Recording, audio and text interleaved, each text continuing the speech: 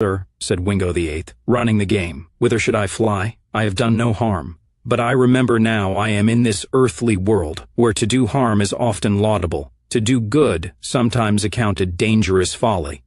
Why then, alas, do I put up that womanly defense to say that I have done no harm?" Macbeth, Act 4, Scene 2. The next morning found Detective Sergeants Lainie Martinez and Jamal Jarvis sitting in the plush-carpeted office of Portland Police Bureau Chief Linda Hirsch.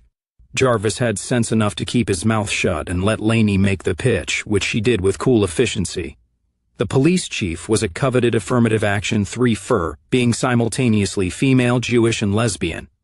Linda Hirsch was a huge, square, middle-aged woman, massive without appearing obese, who seemed to squat in her chair behind her expansive mahogany desk like some stone idol.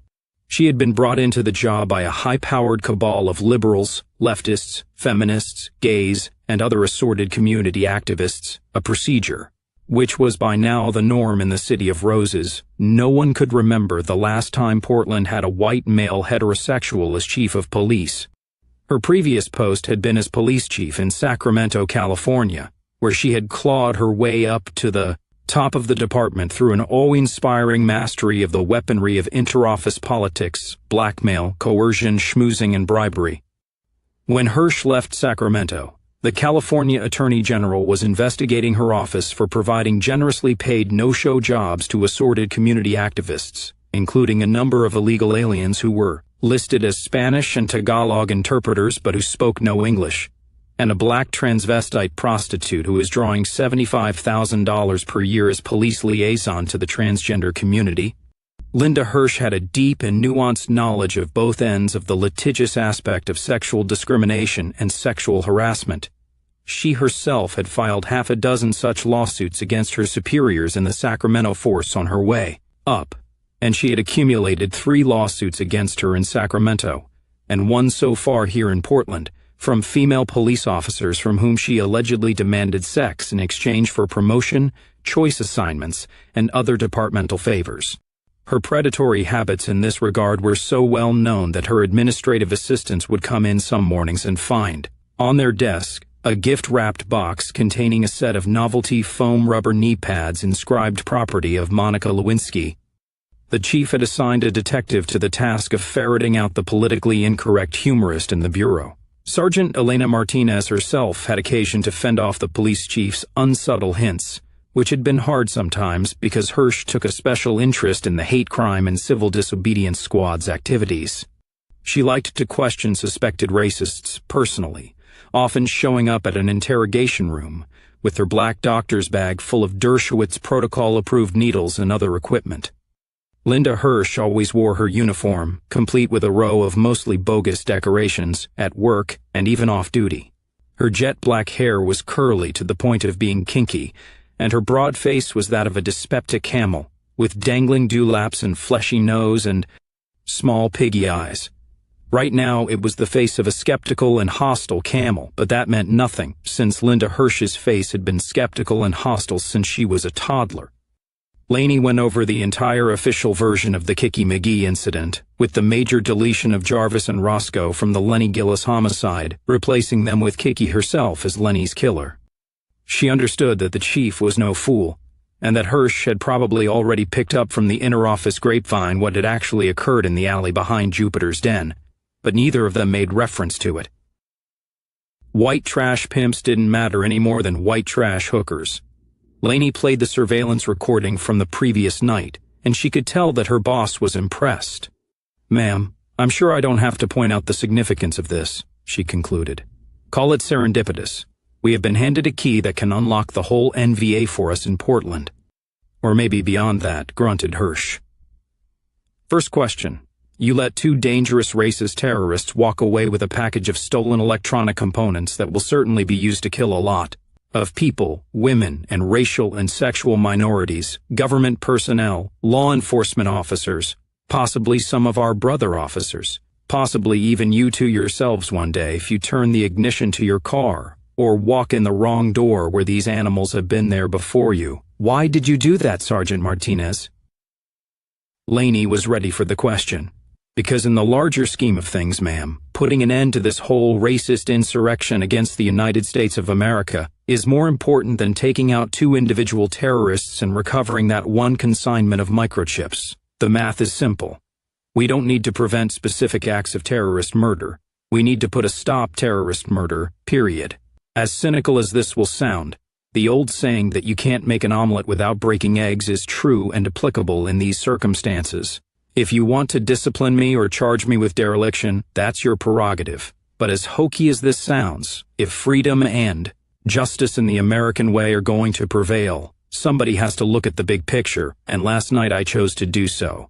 It was my call, and I should point out that I made that call over the protests of Detective Sergeant Jarvis and Detective McCafferty both.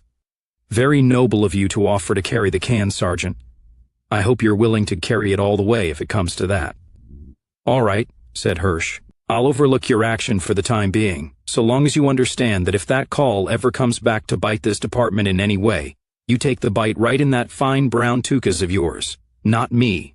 Understood, ma'am, said Lainie, calmly absorbing an insult that would have brought a white male police officer, however senior, up on racism and hate speech charges so fast it would have made his head spin. Where's the shiksa whore now? Asked the chief. Downstairs. Will you give us the task force to pursue this operation, ma'am? With all due respect, I need a decision quickly, because if it's a go, she needs to report to her day job with the taxicab company at 4 o'clock this afternoon, as if nothing had happened.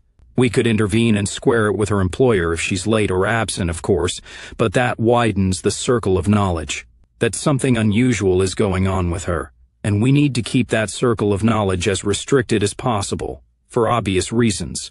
That is why I have taken the liberty of coming to you with this directly and bypassing Captain Rawlinson. Rawlinson stays out of it. Leave him to me, I'll square that, said Hirsch with a dismissive wave. What's your immediate plan, Sergeant Martinez? I see where you're going in the long term, of course. But how about the next few days and weeks? We need to keep her in her old orbit, so to speak, and wait for the racists to make contact with her, replied Lainie. We'll be monitoring her cell phone and keeping her on GPI at all times, of course. I'm sure that the NVA has ways of checking her out, and we have to make sure that they don't pick up on anything unusual or out of character. They're pathological killers, but they're not stupid, and their intelligence has always been highly accurate. You know they've detected undercover insertion attempts from other agencies before, and we've found the results lying dead out on logging roads in the woods. This girl needs to show them nothing suspicious, no sudden sign of having money to spend, nothing like that. She goes back into her trailer, which we will wire, of course. We keep the child and the mother, set them up in a secure location where we can arrange supervised visits, the carrot as opposed to the stick of her legal problems. The official story will be that the child and the grandmother are staying with relatives out of town. In the meantime, Miss McGee needs to keep on driving her cab. And keep on whoring? Asked Hirsch. That would cause a lot of problems with surveillance, and also put her needlessly at risk, not just from the NVA, but from some of her more kinky and dangerous customers, said Lainie. Not to mention straining her already tenuous emotional and mental equilibrium, knowing she was turning tricks while being recorded electronically. There might even be a civil rights issue there, since technically speaking, sex trade workers are recognized as a politically protected sexual minority. How is she holding up? Asked Hirsch. Not well, admitted Lainie. The girl is angry and paranoid and frightened to death of what might happen to her, as well she should be. She is going to require careful handling if she's going to be useful long term, and I don't think asking or forcing her back into prostitution would be helpful. The NVA might have reasons of their own to do so, of course. You think she might be able to build a sort of special in-house clientele among the goots, so to speak? Mused Hirsch. The thought did occur to me, yes, admitted Lainie. That in turn could open up all kinds of avenues of information and possibly help us flip some more of these bastards, especially if some of them are cheating on their wives, that kind of thing. The possibilities here are endless, Chief. Once we get her on the inside, I just want to let her sort of go with the flow, with us following everywhere she leads, hearing everything she hears, seeing as much as we can manage to get on digital of what she sees. She will be kind of like one of those robot probes archaeologists send down into Egyptian pyramids, flashing lights into all the dark corners and passageways. That way we can at long last start to build up a picture of who these people are, where they are, how they operate, how they recruit and indoctrinate new members. Yes, Sergeant, I get it, said the chief, waving a hand again irritably, all building up to the big takedown. An intriguing and exciting prospect, I admit. But first we've got to get her inside, continued Lainie. That's why there can't be any obvious breaks in her lifestyle, why she needs to show up to do her shift with the cab company tonight and every night until they contact her again. What if they smell something hinky and don't contact her? Asked Hirsch. They will, said Lainie, with a confidence she somehow genuinely felt. What kind of manpower and resources are you looking for? Asked Hirsch. Lainie ticked her shopping list off on her fingers. First, I want to select my own team, with full command of the operation from start to finish. I'll want Sergeant Jarvis and myself, and 3 2-officer backup and surveillance teams with unmarked vehicles, all experienced undercovers. I want Detective McCafferty full-time, with 1 backup ESD tech, both of whom will have unlimited call on all the resources and equipment they need, and your help in obtaining anything the PB doesn't have by way of technology from other departments, including the FBI and DHS if necessary. That will take some finessing, but it can be done, said Hirsch. They're going to get curious if we ask for the loan of their special surveillance toys, and I do not want any federal knowledge of this operation. A snitch inside the NVA is the gold standard of American law enforcement, detectives. Nobody else has one. And if the feds find out we do, then they're going to take her away from us and keep her for themselves. I don't want our people doing all the work and taking all the risk, just so some fucking FBI assholes can get a gold star in a corner office and a GS-grade bump or two. Is that understood? Abso-fucking-lutely, growled Jarvis in assent. I second my partner on that, ma'am, said Lainie. We will also need a suite of rooms to use as an operations center and command post in the most secure area of the Justice Center you can arrange for us. Mark it janitorial supplies or something and lock it down tight as a drum. Task force members only will have the necessary lock codes on their swipe cards. And yourself, of course. Our own separate, completely secure computer system, no interface with any other system, so it can't be hacked. You've got it, said Hirsch decisively. Okay, Sergeant Martinez, it's your show. Pull it off and give Portland that one big bust that will make this city racist and terrorist-free, then the sky's the limit. Fuck it up and you burn. But there is one proviso, she added. And that is? Asked Lainie in some concern. Provisos were not good. If and when you get a chance to nail that murdering son of a bitch sniper Lockhart, the so-called Jack of Diamonds, I don't care what else you do, you take him down. Hirsch snarled. That motherfucker killed a friend of mine yesterday. I don't care if you blow the whole operation in the process. I want all 9 of that cat's lives. Now be back here this time tomorrow morning with your task force pics and all the details, and we'll get this show on the road. It took a while for the NVA to check Kicky out with the resources they had at their disposal and contact her, which was a good thing, because it gave her a chance to pull herself together.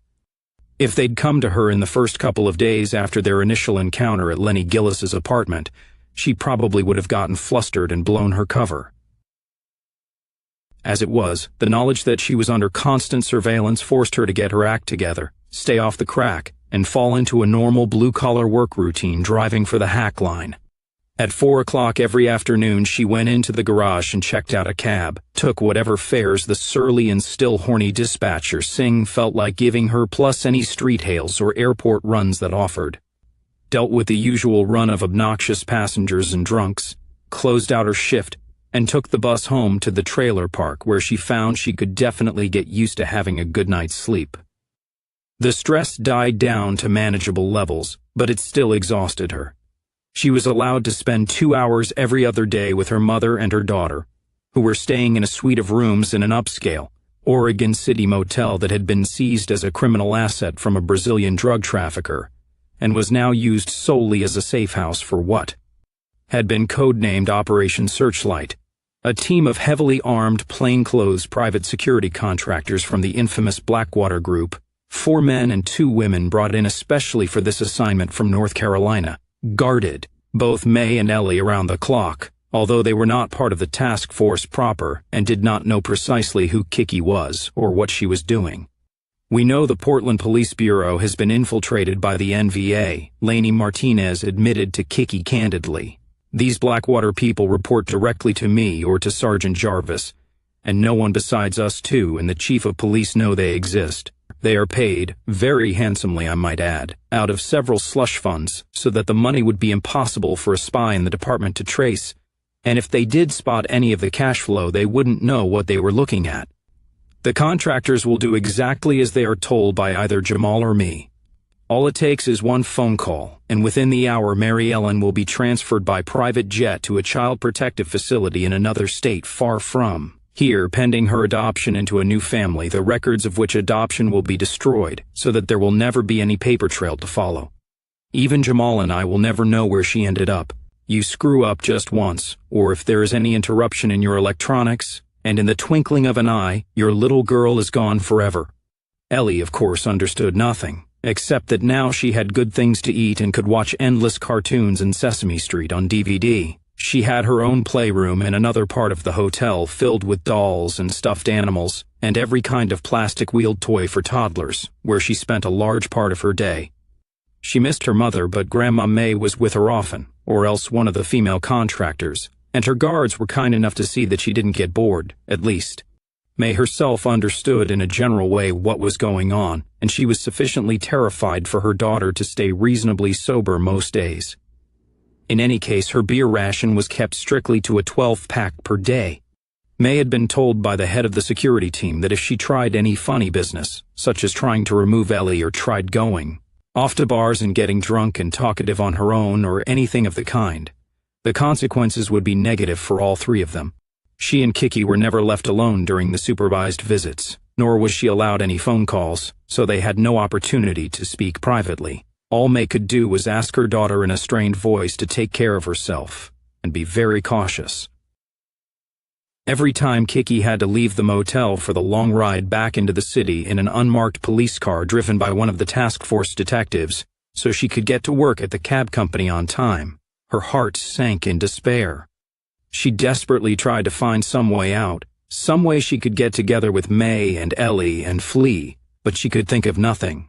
Detective McCafferty had given Kicky several pairs of bugged earrings to wear, so she didn't attract attention from the NVA by wearing the same ones every time, and every so often she was required to stop at a payphone and call a number in the Operation Searchlight headquarters and give a report of where she was and what she was doing. She was also given a hip holster for her cell phone and told to make sure she always wore it on her belt. Whenever it vibrated, she was to find a payphone and call in, unless she was actually in the presence of the NVA.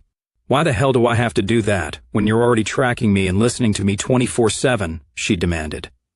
"For one thing, your electronic monitoring devices are only one way," said Lainie. "We may have instructions for you. Your cell phone isn't secure. We can monitor wireless phone calls, and we have to assume that the Goots can as well. You can buy the equipment needed in any Radio Shack, but mostly, Kicky, you and the team need to interact to stay close. I want you to hear my voice at least 2 or 3 times a day. What do I do if they do contact me?" asked Kicky.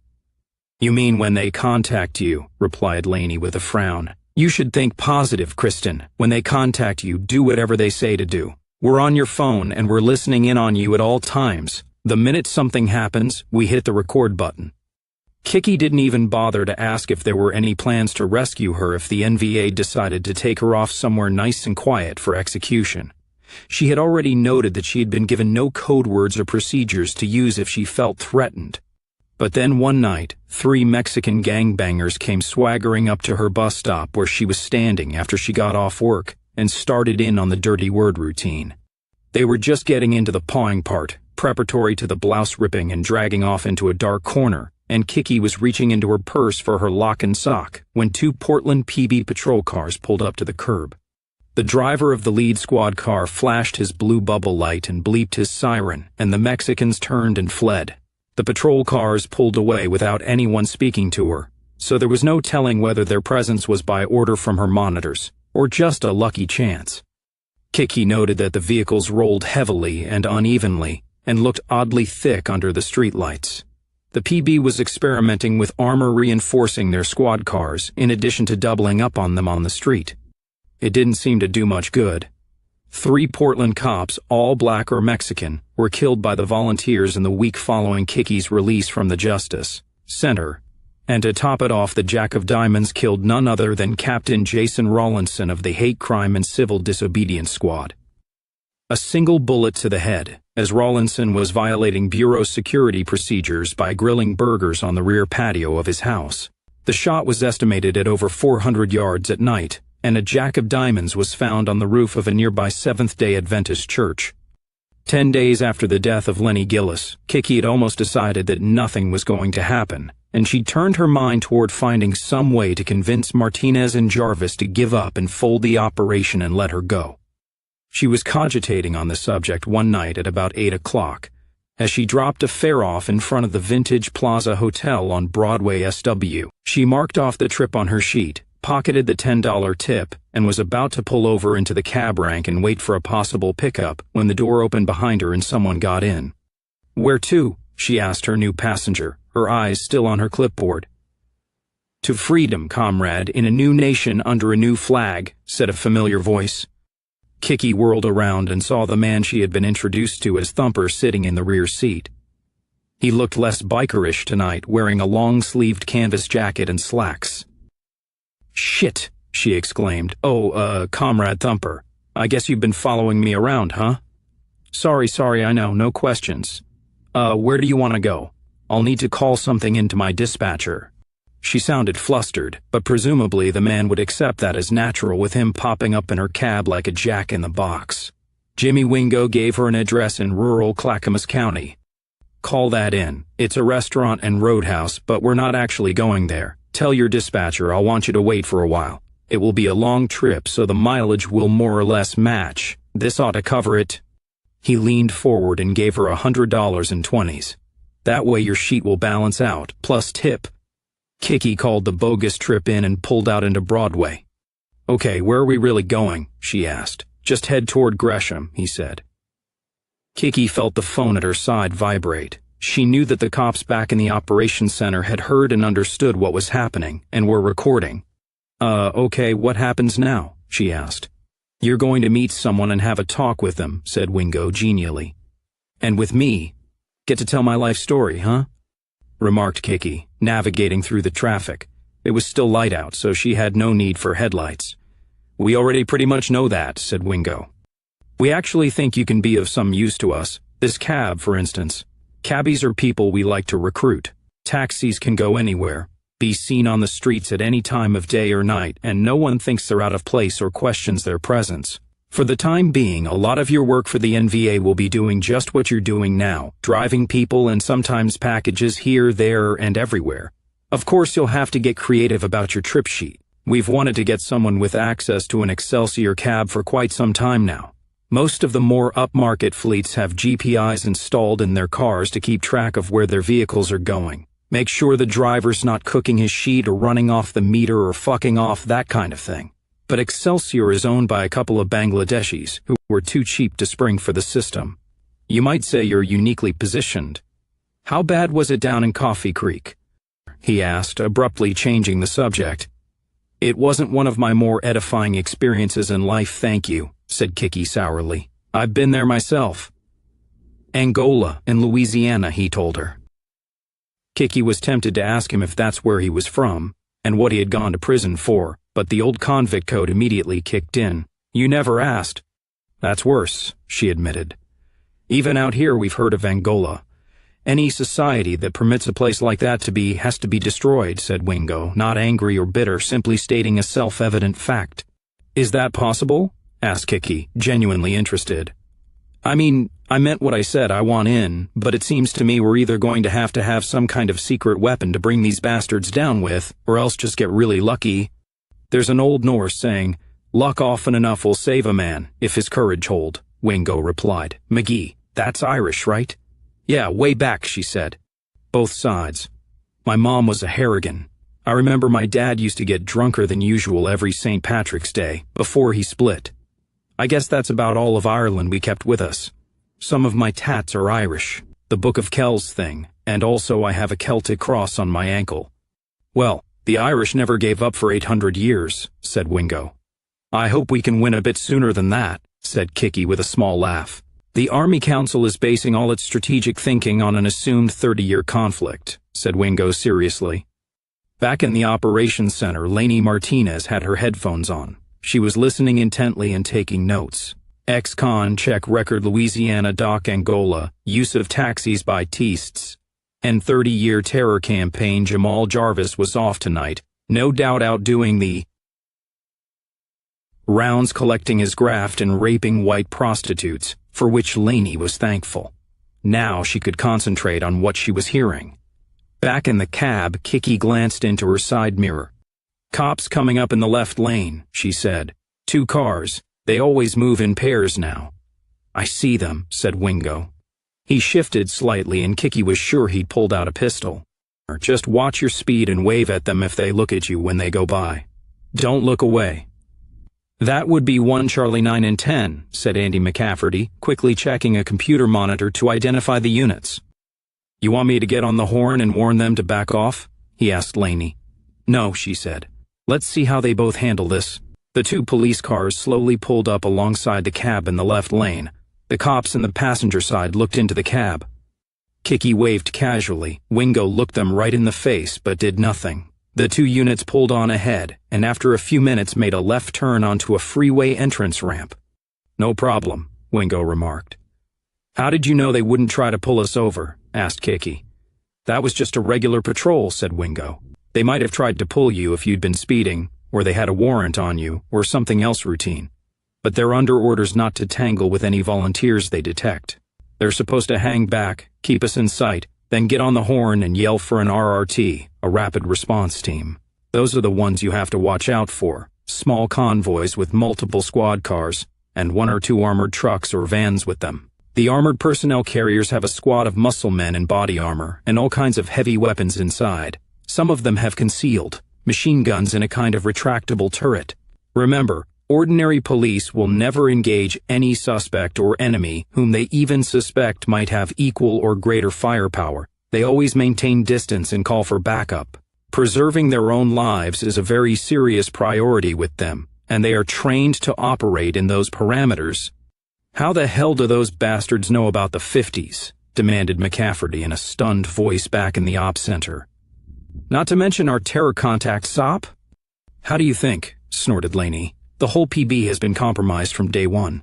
If we hadn't had our heads up our asses, we would have phased out and banned all white male police officers and about half the white females, years ago. No offense, Andy, of course, but the only way we're ever going to excise the virus of racism and sexism from this society is by a complete removal of power from the hands of those who carry it. McCafferty either didn't hear her response, or else chose the politic route of pretending not to hear it. He hunkered down over the receiver and diddled with the dials. GPI shows they're entering Gresham, he said. In the cab, Wingo said, hang a right here. They're turning onto Arbor Lane, said McCafferty, checking his GPI. The taxi was now driving down a residential street of ranch-type houses that would have been called middle class, back in the days when America still had a middle class. Dusk was falling now, and the street seemed desolate and deserted. There were no lights shining from about half the houses on the street. At the far end of the street, Wingo told her to pull into the driveway of one of the apparently darkened homes. He got out, and she followed suit. Someday you may have to pick yourself a location for a meet like this, he said conversationally. Let's see how sharp you are. Why do you think we chose this house? I see a front and side door, and I assume there's a back, so a lot of exits, said Kicky. That looks like a big open field in the rear, vacant lots or something like that, and this street is a straight shot down to the end here, so you can pretty much see who's coming a good ways off. It would be hard for anyone to sneak up on us. All kinds of side streets around here you could slide around in, most of them feed onto main arteries, so once you got loose, either in a car or on foot, you'd have a pretty good chance to get away, especially in the dark. Very good, he said approvingly. The lights flashed on a car parked down the street. It started and moved slowly toward them, then into the driveway. The door opened and a small bird-like woman with gray hair got out. She was wearing a simple dress and carrying a large battered handbag.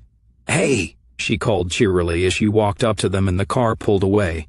Y'all eatin' supper yet? Her accent was more distinctly southern than the man's.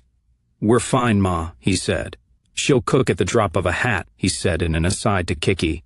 "Ma, this is Kicky McGee. Kicky, this is Ma. She kind of does the hiring for female volunteers. She's the one who decides tonight whether we bring you into the NVA or whether we kill you and bury you in the basement." "Now you just hush," scolded Ma. "Who are you tonight, anyway?" "Thumper," Wingo told her. "Don't mind Thumper, dear," said the old woman. "He's got a bug up his ass about women in general. He's just trying to see if you scare easy." "Of course I'm scared," snapped Kicky. "But I'm here, aren't I? Come on inside," she said. She took the house keys out of her handbag and opened the door. She took them right into the kitchen and turned on the lights. Kicky didn't see too much else of the home other than a darkened living room. Then she put the kettle on the stove and rooted around in the cupboard for cups. "Have a seat, both of you, and I'll make us some tea. Tell me, dear, are you a Christian?" she asked Kicky suddenly, taking her by surprise. I don't know how I'm supposed to answer that, ma'am," Kicky said. "I think you already know what I am." "Yes, dear, I know," said the old lady kindly. "But the two have never been as mutually exclusive as people tend to think." "Judge not lest ye be judged in turn and all that?" asked Kicky. "Oh, poppycock," said Ma.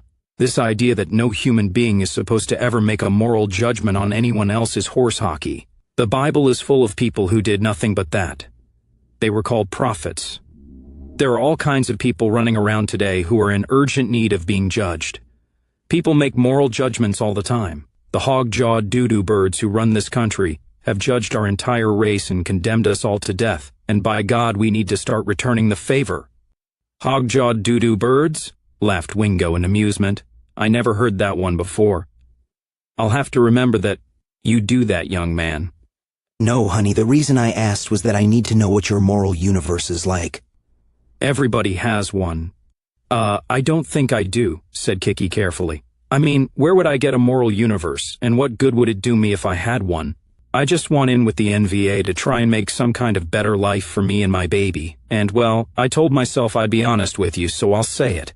I want revenge. Revenge against some specific people who have hurt me, yes, but mostly just revenge on this whole damned filthy world that has never done anything except shit. On me.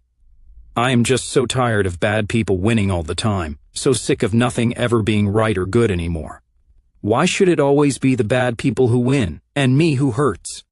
Goddamned niggers and Mexicans taking everything, goddamned cops beating me and shaking me down and locking me in a cage with animals, fucking Jews and rich bastards looking down their noses at me and treating me like dirt. I just want to hear them scream and watch everything they have burn."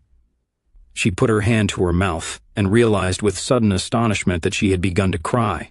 "Jesus, where did all that come from?" she asked in a shaky voice. "I'd say from the heart," commented Wingo. "And ma'am, there ain't a damn thing wrong with anything you just said." Ma took her hand. "Honey, if you'd given me some long speech that sounded like you'd been reading our books, and I thought you were telling me what you think I want to hear or something you'd been coached to say, I would have been suspicious.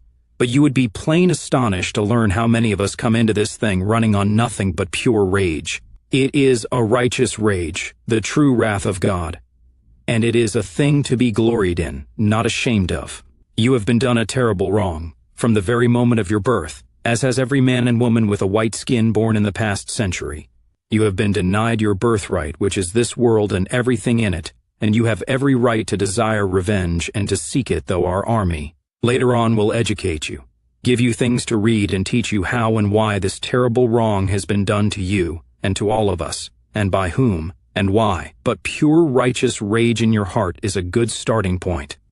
It's just that, damn it all, things shouldn't be like this." Kicky sniffled, tears streaming down her face. "And that tells me that you do indeed have a moral universe in you somewhere, in spite of the bad things you've done and in spite of the way you've lived your life," said Ma. "That's one of the things that make us different from these dark-skinned animals around us, Kristen. They glory in the filth of this world. They wallow in it like hogs in a trough. They love it, because like animals they don't know it's wrong. The muds have no knowledge of good or evil. They have only appetites to be sated. We know, and the Jews know as well, only the Jews worship that evil as their god.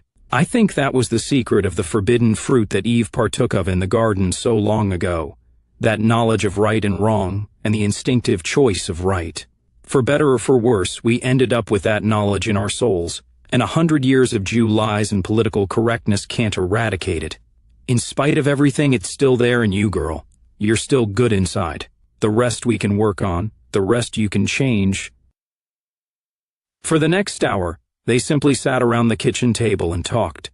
Kicky calmly went over her whole life, such as it was, from her childhood to the present, and with the exception of the events of the past couple of weeks, every bit of it was true. However deeply they had investigated her background, she knew it would all check out. I was going back to the life to try and make money so I could get out of Oregon and take Ellie, she admitted. But I knew it was only a temporary fix. It takes villages everywhere, and whatever file they have on me and Ellie would catch up with us, eventually. Then I recognized your guy Lockhart in Jupiter's Den that day. I thought about it all day, and that night I was going to ask Lenny to introduce me, but he ended up dead. The rest you know. I don't know what else to tell you guys, she concluded. If I'm going in that hole in the basement tonight, you'd better go get the shovel. I didn't think to bring one, said Wingo. So what happens now? What do you want me to do? Asked Kicky. The next step is that we will arrange for you to receive a copy of the old party handbook and the new NVA general orders, said Ma. The general orders you need to memorize, and I do mean memorize, and then destroy the sheet of paper that they're printed on, because if you're caught with them in your possession, it's a federal felony carrying a death sentence. No kidding. These tyrants are killing people now simply for having a single sheet of paper. You need to have the general orders committed to memory, not just for your own security, but because you will be expected to obey them. Always. Without fail. And not obeying the sheet of paper carries a death penalty from our side, concluded Kicky, careful to use the word our. Okay, I get it. I hope you do, honey, said Ma with a sigh. The handbook you need to read because it explains a lot of other things you need to know. Deeper and more complicated things. It explains the nature of the corrupt and satanic society in which we live, why it must be brought to an end, and how we will accomplish that. The big picture, so to speak. Copies of the handbook are too large to be destroyed except at necessity, although if you think you or your premises are about to be searched, for God's sake hide it or destroy it. The handbook is just as deadly dangerous to be caught with as the general orders. Once we get a copy to you, you need to read it right away, because we can only let you have it for a few days, and then we'll need to get it back from you to pass on to the next person. So when do I get to be a Northwest volunteer? Asked Kicky. You don't, not at first. We need to take a good long look at you and see how you perform like any job, said Wingo. To begin with, you'll be what some crews call an asset, what others call a candidate member. If we were niggers, we'd use the term wannabe. If we were the mob, we'd call you connected but not yet made. That taxicab of yours still intrigues us, he continued. We have people and materials that need to do a lot of moving around. We start you out simple. We arrange a lot of business for you, posing as street hails because calling your dispatcher and asking for you specifically would raise suspicion. You drive people and stuff from point A to point B. You dummy up your records to make sure it all looks copacetic on paper. And we'll pay you the meter and a good tip so you can actually make a nice legal income. If everything works out and you're looking good to us in a few months, we start giving you some more stuff to do. Okay, there is one thing I need to tell you guys right up front, said Kicky hesitantly.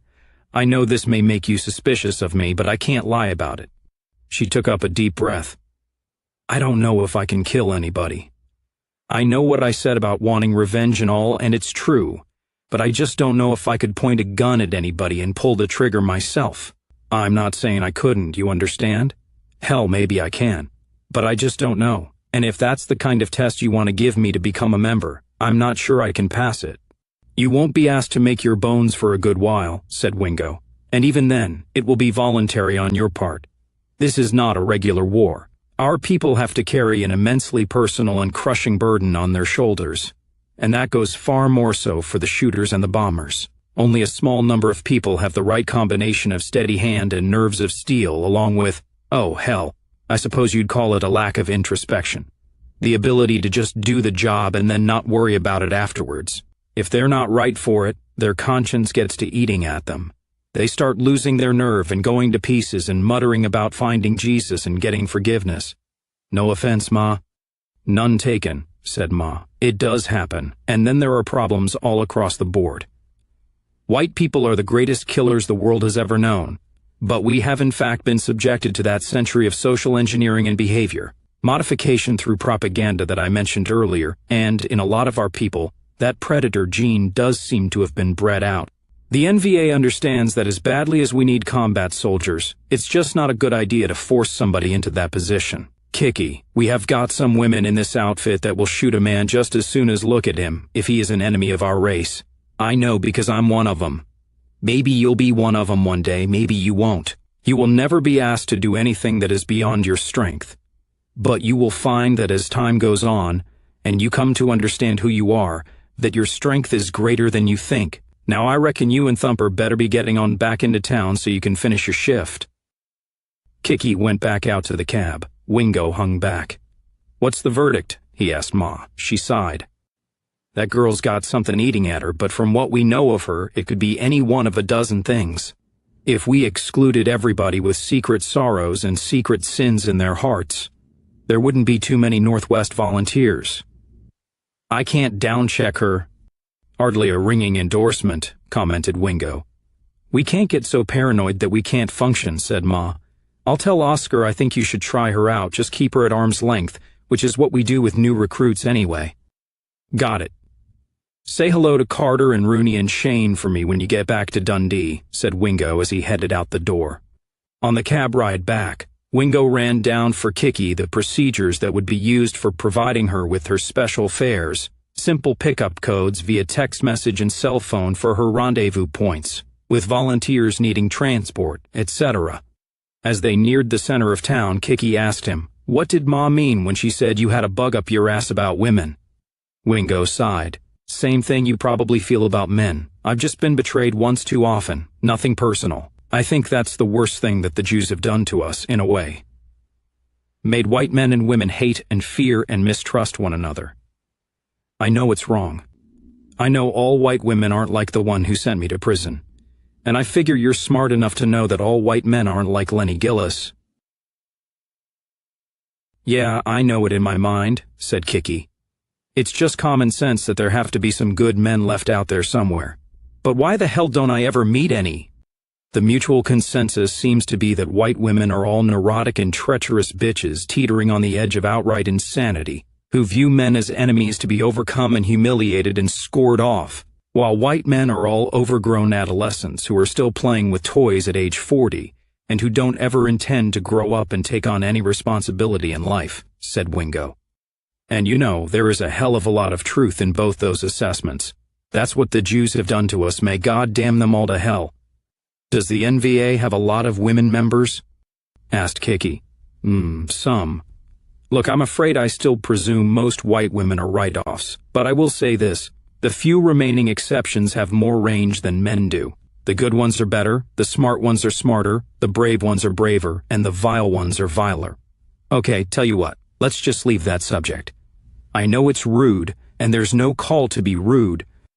Well, I will say, you have yet to make any snide cracks about my lurid past, admitted Kicky. That's encouraging. You've already said that you know where you've been, said Wingo with a shrug. No call for me to remind you. Here, pull over on this corner. You'll probably start getting some of our special trips tomorrow night. One of the people you drive will give you a copy of the handbook and the general orders. I'll repeat what Ma told you, because this is important. Memorize the general orders and then live by them. There's only 10 of them, just like the commandments. And like the commandments, they're just what they say they are, orders, not suggestions. You'll have a couple of days to read the handbook, and then you need to give it back to the next comrade, who will ask for its return. Do not show it to anybody else or allow yourself to be caught with it, Kicky. Possession of a copy of the party handbook or the Army General Orders is considered by the Zog court system to be prima facie evidence of NVA membership or association, and gets you a short ride strapped to a gurney into a little room with a needle in it. We're not joking about that. I know you're not. She pulled over and he opened the door. She did not look back at him. Hey, Thumper, do I get some way to contact you if I need to? Not yet, he said. No offense, none taken, she replied. One more thing. If Ma had given you a thumbs down tonight, would you really have killed me? Yes, he said. Does that bother you? "It would have bothered me more if you'd lied about it," she said, looking back at him. "Have a good one. You too." Then he was gone. The car door hadn't been closed for 20 seconds before her phone vibrated. Kicky picked up another fare and didn't call in until 20 minutes and several vibrations later. "Why the fuck didn't you call when I vibed?" yelled Lainie Martinez. "They were obviously following me for some time without my knowing," said Kicky calmly. "Suppose they still are, and someone saw me open my cell phone as soon as the guy got out of my cab?" Lainie sighed, but got a grip. "Yeah, okay, I can buy that. "As soon as you get off work and check your cab in, we're picking you up at the bus stop and bringing you in here for a full debriefing. I want to know all about this Thumper character." "I hope you meet him someday, bitch," thought Kicky. "I hope he kills you before he kills me, so at least I get to watch you die."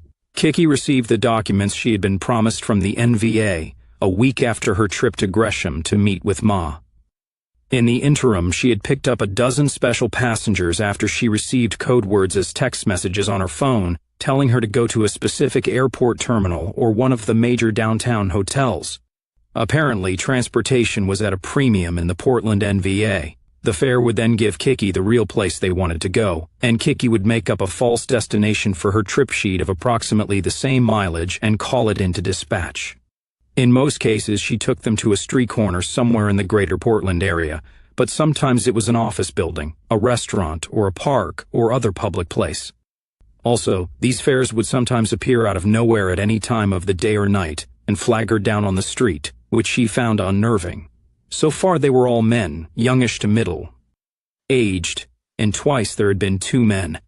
They engaged her in no conversation during the ride, paid their meter plus a generous tip, and exited the cab. They always identified themselves by giving her the code signal of first asking her to drive them to the St. Anthony's Fire Hot Sauce Company. "One of those bastards must think he has a sense of humor," snorted Lainie contemptuously when she and Kicky went over this part. "How do they know where to find me?" asked Kicky in apprehension. "I don't even know I'm going to some of these pickup points. Then I get there and drop off and all of a sudden there's a hot sauce trip. Are they following me or watching me, testing me to see if I'm being tailed by the cops? Maybe. Then again, we've got a GPI on you, maybe they do as well," said Lainie. "They could have planted one on you somehow while you were in that house in Gresham talking to those 2. This did wonders for Kicky's paranoia. The police had done a quick surreptitious entry into the Gresham house the same night and dusted it for prints, but otherwise found absolutely nothing. "It's a vacant rental house," Jamal Jarvis reported back. "Looks like it's just a once-off drop. We can go rattle the agency handling it, Keystone Properties, but there's all kinds of ways the Goots could have got hold of the keys. And if they have somebody on the inside at Keystone, it might tip our hand if we show too much interest in that house." "I agree," said Lainie. "Put Keystone in the raw file. At least we'll find out who Thumper and Ma are from their prints, if they've got records. Slowly but surely we're picking up little bits and pieces of the puzzle. Eventually they'll all come together." Immediately after the Gresham trip, of course, Martinez and Jarvis had talked to McCafferty about putting some kind of concealed fiber optic camera and recording device in the taxi itself to get pictures of the people Kicky picked up. But the problem was that Kicky was given a different vehicle every afternoon when she came into the garage. Getting her assigned the same car to drive every night so it could be properly bugged would have entailed bringing her lustful dispatcher, Ahmed Singh, in on the operation, and Martinez surprised Kicky by agreeing that a sexual harasser probably constituted a security risk. He might try to take advantage of the situation even if he didn't know the whole story about what's going on, Lainie said. "Men only think with their cocks." McCafferty looked through some technical manuals and came up with a field expedient, a fiber optic wireless camera on a wafer-thin silicon circuit board designed to be inserted into cigarette packs, which could be slid in behind the cab license ID card with Kicky's photo on it that hung on the back seat so the passenger could see to whom he or she was entrusting their life in Portland traffic. There were several problems with this device, though, the first being that it was incredibly expensive, and the second that the Portland PB didn't have one. It could be acquired through Operation Searchlight's almost unlimited budget, of course, but that would take time and also draw the unwelcome attention of the federal law. Enforcement authorities, whose sources of information on what was going on in local police departments was just as thorough as its knowledge of the NVA, was almost non-existent. A second problem with the little camera card was that its effective range was only a couple of miles. Can't it be set to transmit to us through normal wireless phone channels, so as she moves around it will move as well from tower to tower? Asked Lainie. We can relay through cell sites or via satellite, yes, McCafferty told her. But that blows the element of security. Cellular traffic is pretty much open transmission, and not only could anyone who knows what they're looking for track our surveillance cam down and monitor it, but there's always the chance it might bleed over into somebody's video conference or private video phone. You have to remember that while our applied technology improves every year, the infrastructure it has to work within hasn't been updated since the early 2000s. Far be it from me to suggest that we abandon our gallant little ally Israel, but the fact is that fighting 4 overseas wars at once at any given time over the past generation has left the cupboard bare for all kinds of things here in America, like upgrading cell-switching sites and opening new frequencies, not to mention the power grid and the highway system. The airwaves are as crowded as a termite colony, and just about anyone who's curious or malicious and who has the necessary skills and minimum gear can hack into any wireless transmission he wants.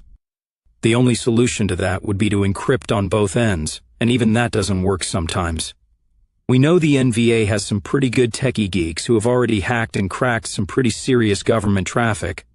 Just how secure do you want this operation to be? Tight as a drum and no careless loose ends, said Lainie. All right, I'll talk to the chief and see if she can finesse this gizmo for us without alerting the FBI that we're running a major undercover, and when we get it, we won't worry about it transmitting. We'll just set it to record and look at the footage at the end of our girl's shift every morning. We'll have the live transmission from her body mic, so we'll know who to look for. But getting hold of the device will probably take some time. It did, and it was in the interim between the ordering of the fiber optic card and its delivery that Kicky got a delivery of her own. She was parked at a cab rank outside the downtown Nordstrom on Broadway when a shabby wino came up to her cab and without being asked began to squeegee her windows with soapy water from a plastic bucket he carried. She rolled down the window and said, "Piss off," in irritation. The man set down his bucket, held his finger to his lips, and from underneath his coat he pulled a bulky manila envelope, which he thrust at her through the window. Without a word, he picked up the bucket and shambled off down the street. Kicky was by now becoming hardened to surprises during her shift. She said, "Fucking homeless squeegee street person," clearly out loud, speaking to the listeners in the operations center whose ears she carried over her shoulders. She slid the envelope into her handbag, and with immense self-discipline, she waited until she got home at the end of her shift to take it out. She knew that her trailer had been wired for sound. She did not know if they had wired it with mini cameras of any kind for video, and she did not know whether they had complied with her insistence that they not bug her bathroom. She piled a load of dirty clothes into a plastic laundry basket, put her handbag on top, then left the trailer and walked about 50 yards down the street to the trailer park's self-serve laundromat, which was open 24 hours a day to those residents who had keys. It was now almost 2 in the morning, and the cinderblock building was deserted. There was a security camera in the laundromat, but Kicky had no idea if it was part of the police surveillance on her or whether it even worked. There was a small alcove behind the row of dryers with a small table and a fluorescent light overhead. Kicky put her load of clothes into the washer and turned on the machine. Then she went to this alcove, sat on the table, and opened the envelope the wino had given her. She knew that if she were caught reading the forbidden material without turning it into her handlers, her daughter was gone, and she herself was, off to prison, possibly to death row if the police decided to play it by the book and charge her with possession of terrorist literature. But already Kicky was getting deeply fed up, and she was beginning to rebel. Anything she could withhold from her captors and handlers was a small personal victory. Inside the envelope, she found a blue plastic-bound document of about 60 single-sided photocopied pages, and as she opened it, a single folded sheet of paper fell out.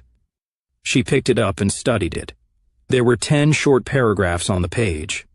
Kicky tried to wrap her mind around the fact that the mightiest empire the world had ever known would use all of its power and resources to Put her to death if they knew she had this sheet of paper in her hand, and if they knew she had read these 10 paragraphs. Northwest Volunteer Army General Orders. General Order Number 1. The Army Council of the Northwest Volunteer Army is hereby constituted as the governing body of the Northwest American Republic. The Army Council declares a state of martial law, which shall continue until such time as the sovereignty and independence of the Republic is established, and authority can be transferred to the government thereof, and a state president pro tem and national convention can be securely established under the provisions of the draft constitutional document, published in the second edition of the Party Handbook, dated January 2007. General Order Number 2. All officers and other ranks of the Northwest Volunteer Army, and all persons acting under the orders of the NVA, or acting in any way in assistance to or in furtherance of the strategic and tactical objectives of the NVA, or of the Provisional Government of the Northwest American Republic, are herewith fully and permanently immunized from any and all legal prosecution or procedure for any and all actions undertaken in good faith toward the establishment of the Northwest American Republic as a sovereign nation. General Order Number 3. No officer or other rank of the Northwest Volunteer Army shall voluntarily surrender himself or any other personnel, weapons, or equipment under his command to the forces of the occupation, while he or she still has the means and capability to resist and to continue operations. General Order Number 4. No Jew or other non-white person, no homosexual, and no white person engaged in interracial sexual activity shall reside within the boundaries of the Northwest American Republic, or within any area of NVA operations. NVA field commanders shall deal with violators of this general order at their discretion. General Order Number 5. No officer or other rank of the Northwest Volunteer Army shall expropriate, confiscate, or seize any money, goods, materials, supplies, weapons, ammunition, vehicles, or other items of value, except that such goods or materials shall either be immediately paid for in cash or through presentation of an official receipt, such receipts where possible estimating the value of the goods taken, which receipts shall be honored for payment at a later date by the authorities of the Northwest American Republic. General Order Number 6. No officer or other rank of the Northwest Volunteer Army shall expropriate, confiscate, or seize any money, goods, materials, etc., for his or her own personal use or profit. General Order Number 7. The Provisional Government of the Northwest American Republic demands the complete and unambiguous loyalty and cooperation of all white residents of the NAR and of all areas of operation of the NVA, and will accept nothing less. Any and all collaboration, cooperation, informing, public incitement against the Republic or its armed forces, or giving of aid and comfort to the occupation authorities is prohibited, and will be dealt with by NVA field commanders at their discretion. General Order Number 8. All NVA field commanders and personnel will exercise every reasonable precaution to preserve the lives, liberty, and freedom of action of all NVA officers and volunteers, including their own. They will use every possible procedure and stratagem to maintain their commands intact, keep them in the field, and keep them fighting, consistent with the achievement of the Army's military objectives. General Order Number 9. No officer or other rank of the Northwest Volunteer Army shall conduct any negotiations, correspondence, or other contact with the occupation authorities, civil or military, with a view toward ending hostilities, laying down arms, or surrendering any NVA command without the approval and participation of the Army Council. General Order Number 10. For the duration of hostilities, and until this general order is rescinded by authority of the Army Council, no officer or other rank of the Northwest Volunteer Army shall consume any alcoholic beverage or consciousness-altering drug, with the exception of medical pharmaceuticals administered on the order of a doctor or medical officer, or in a medical emergency situation. Well, that's one way to keep me off the damned crack pipe, thought Kicky. Oddly enough, in view of her family history of drunkenness, Kicky had never experienced any real problem with booze, possibly because she dreaded turning out like May, and so the no alcohol part of General Order Number 10 didn't bother her at all. She read the general orders again, and then again a fourth time, Kicky had always been a quick study in school any time she knew that she would be tested on something, or on those rare occasions when she was actually interested in something that was being taught. She closed her eyes and went over the 10 general orders in her mind. She was sure she had them right, and she then read them through a 5th time just to confirm she had them down pat. She did. She tore the paper up into the tiniest pieces she could, went into the small bathroom, and flushed them down the toilet. Then she went back and picked up the party handbook. There was no table of contents or title page, and the text simply started at Chapter 1, Race. She read, "Race is the North American issue. It always has been, ever since one of Columbus's sailors shot the first Indian with a crude matchlock musket back in 1492. Every problem that America faces today, every crisis of the economy or of the spirit, is in some form or another eventually traceable back to the problem of race. Every civilization, every culture, every major historical achievement of mankind is the product of the racial personality of those who created that civilization. Destroy a race, and not only living beings are destroyed, but an immense hole is ripped in the entire fabric of this planet's existence. Destroy the most intelligent and creative and dynamic race of all mankind, the Aryan, and damage has been inflicted on the human species that can never be recovered or repaired. The racial issue can be boiled down to one very simple question. Who does the world belong to? More immediately, who does the continent of North America belong to?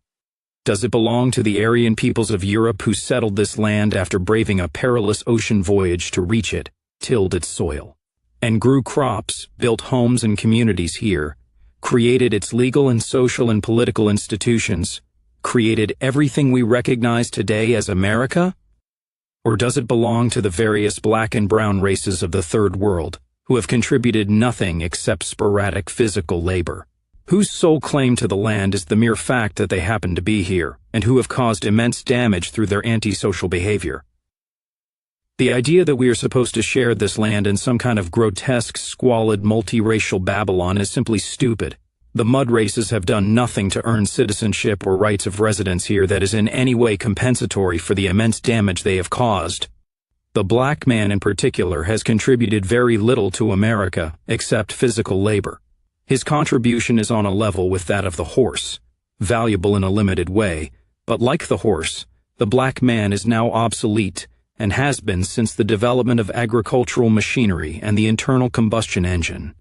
There is no moral or economic or social justification for keeping the black man around any longer, and many pressing reasons for his removal. The same goes for the masses of Third World immigrants. They are contributing nothing at all that we really need, except cheap labor for multinational corporations, which keeps white wages low.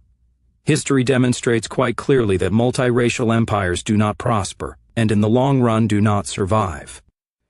Every society that has ever attempted the multiracial or even multi-ethnic experiment has failed miserably, from ancient Rome down through the Habsburg monarchy of Austria-Hungary to the Soviet Union and Yugoslavia of the last century.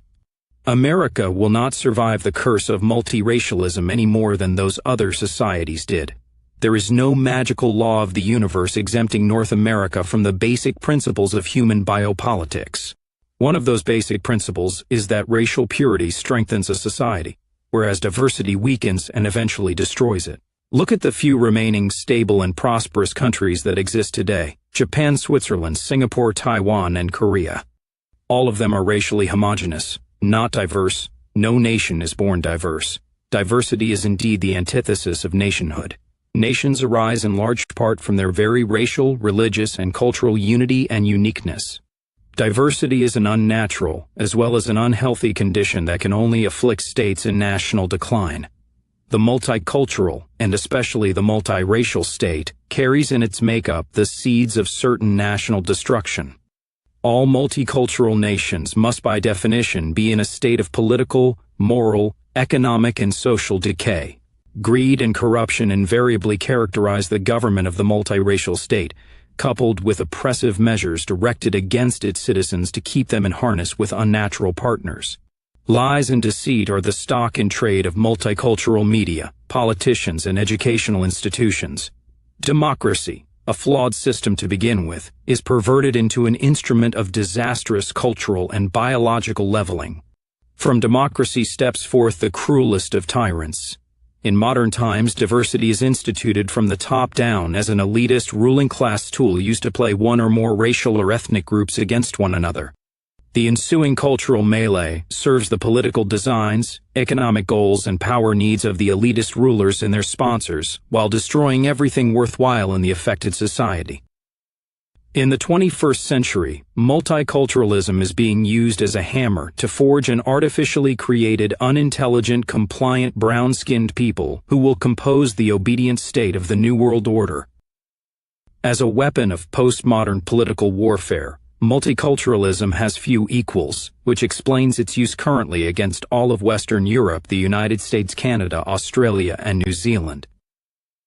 Deliberate fragmentation of these nations into racially diverse, politically disharmonious elements and special interest groups, and the resultant loss of national identity and purpose, are requirements of the New World Order. Who will compose that New World Order?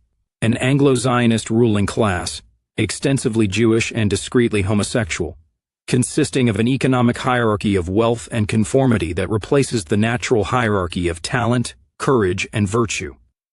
A force that views countries and the people who live in them, first as economic targets to be exploited, and second as military targets to be destroyed and gutted of assets if they resist. The mere fact that the black and brown races happen to be in North America, through whatever accident of history or violation of immigration law that came about, does not give them the right to a free ride on the white man's back for their entire lives.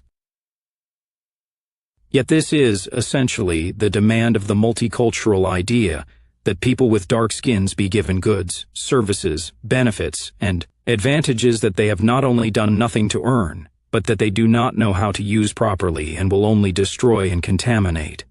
The leveling in a multicultural, diverse society is never upward, always downward. Racial integration is like mixing horse manure and ice cream. It does improve the manure somewhat, but it doesn't do much for the ice cream. We have been taught by our lords and masters to view racism as evil and wrong. It is not. Racism is in fact the purest expression of patriotism. We live today in a world where old ideas of geopolitics are being replaced by biopolitics. Racism is right because racism is the will of nature. Racists are doing the work of nature. They are aiding nature by helping to protect the most important of nature's creations, the different races that nature has evolved over many millennia. Racism is nature's way of trying to protect her own creations. Thus, racism aids and encourages further evolution. That is, it aids the development of the separate races that exist. The truth about so-called anti-racism is that it is unnatural, unhealthy, and dangerous. Anti-racism actively encourages the destruction of nature. It is retrogressive and anti-evolutionary. The society that is based upon such stupid ideas is an unnatural, unhealthy society doomed sooner or later to be destroyed, because such a society will destroy nature itself. We human beings are nature made manifest, and we are subject to